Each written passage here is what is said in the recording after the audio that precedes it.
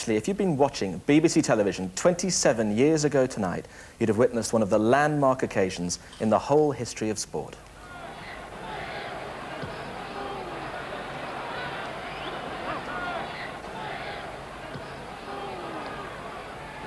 Oh, there it is! The left hook! Frazier's at last caught up with him.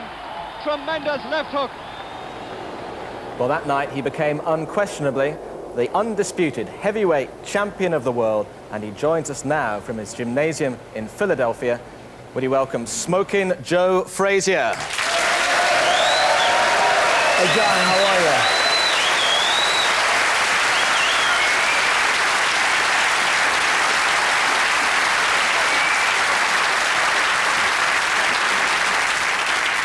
Now, Joe, the whole world used to stop when you used to fight Ali, and also when Foreman was involved in those amazing fights in the early 70s.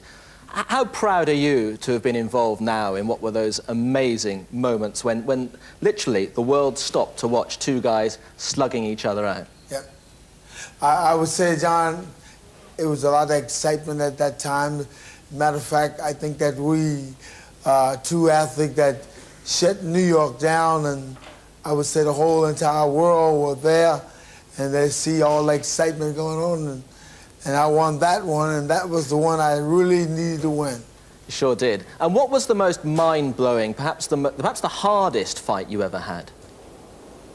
I think the hardest fight that I had was George. I tried him twice, and I couldn't get around this guy. And plus, as of now, this guy is still fighting, so therefore, I have nothing to be ashamed of, because George is a big, strong, tough guy. But you say George is still fighting, and he's only just a little bit younger than you. So why aren't you still out there doing it? Well, I would say I had ups and downs, here and there. I love what I'm doing. Let's say I had to make some changes because my family wasn't happy. They weren't happy with the things that I do. And matter of fact, I didn't probably look good because I had ups and downs and problems with my eyes and stuff. Sure. But you had one comeback fight and called it quits after that. What was it that made you decide that it was time to call it quits? Well, the comeback was more like, well, I thought I won the fight. I guess all the fighters in the world does feel like he wins the fight if he didn't win it. But I thought I would want it clear, and I look back, why should I keep going fighting, and therefore it looked like I can't win the fight of a good decision. So therefore I just hang it up. Now, do tell us, because your story is a real sort of Rocky stuff, rags to riches. Can you tell us a story about your left arm, which is all crooked, and which actually led to you having that amazing left hook? It was back in the days where my dad was had one arm, and I was his left-hand man all the time. And I stuck with my father everywhere I go. And in the afternoon when I come from school, I did my little chores and stuff. And then my mother gave me like an hour on the bag every day to hit. So therefore, I've learned to throw my left hook on my own, and it happened. Illy, you got any memories of watching Frazier Ali? Were you in some tennis tournament somewhere in the world? Of course I watch. I watch him very much. And it's, you know, I think the 70s, everybody watched them. You know, that match in Kinshasa was unbelievable. And even in the Eastern country, you know, people watching are interested in the box. Joe, I must ask you, because at the time of your great rivalry, a lot of bad words were exchanged between you and Muhammad Ali. Do you regret that now? Well, I would say that it was a great fight. We were two great athletes together. It was made to be.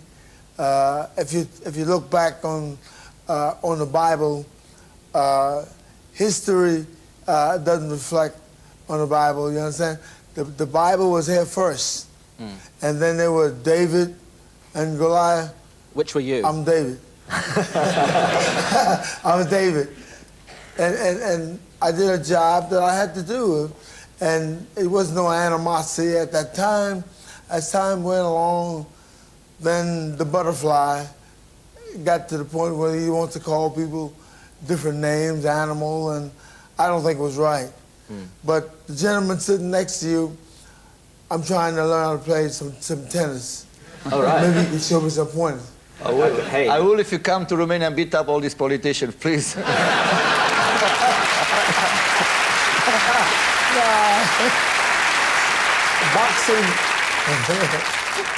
Boxing is one of the most easiest sports in the world, for as I was concerned. All you gotta do, go in shape, get right. The guy hits you, hit him back. Okay? So that's the way it is. You can keep your body in condition. Just keep on fighting. And this fight game is so great, and I love it. I grew up on the gymnasium, and I'm still here in Philadelphia, and I run a gymnasium for the young men. Joe, if Ali was sitting on this couch next door to Ilya now, what would you say to him? Would you sort of like to kiss and make up almost?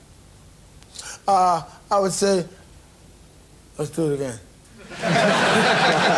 You ready? Let's go.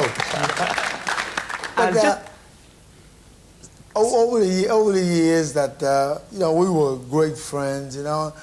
My heart bleeds, you know, for what happened as time go down through the line, you know.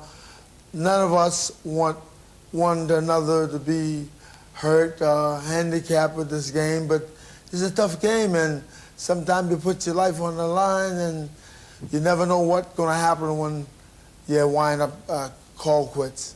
Sure. Now, just changing subject completely, because, I mean, in another world, you could actually have been a great soul singer, couldn't you? You could have been, I don't know, the next Marvin Gaye or Otis Redding. Have a look at this. Here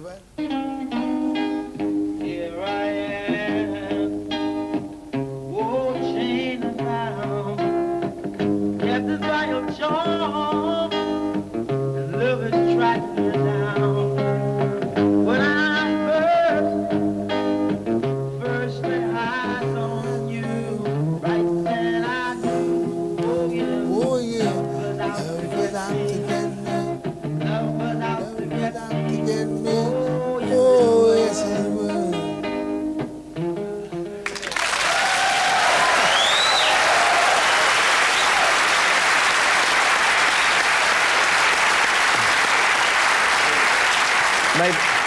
Maybe you missed your vocation, Joe. Huh? Maybe you should have been a singer and not a boxer. Oh, well, I can do both of them. Matter of fact, I kept it all together. Matter of fact, I was over there in '71 on a musical tour. And I love it. I met good people, and let's say, I always love London because there's a lot of excitement going on all the time. You guys don't ever sleep. Well, I hope you're right when we leave the program tonight. Just a final point to you, Joe, because if Lewis and Tyson fight this year, who do you think might be the next undisputed heavyweight champion of the world? I love Lewis. He's the big guy, you understand? Let's say he's taking on Holyfield or Mike Tyson. Simple as that. Big man? Well, when Lewis, Holyfield, Tyson, who do you think is the best fighter in the world at the moment? Well, I have to talk to the champion. That's Evander Holyfield. He's the champion, so therefore my hats have to come off for him. I think he's a small guy. I don't think I would have no problem with him, none at all. I don't think I have any problem with him. Now he speaks like Mohammed. No? Well, maybe when they have the over 55s heavyweight championship, Joe, maybe you'll be in there pitching. Thank you very much for talking to us. Ladies and gentlemen, two legends of the 1970s, Joe Frazier and Ilya Nastasic.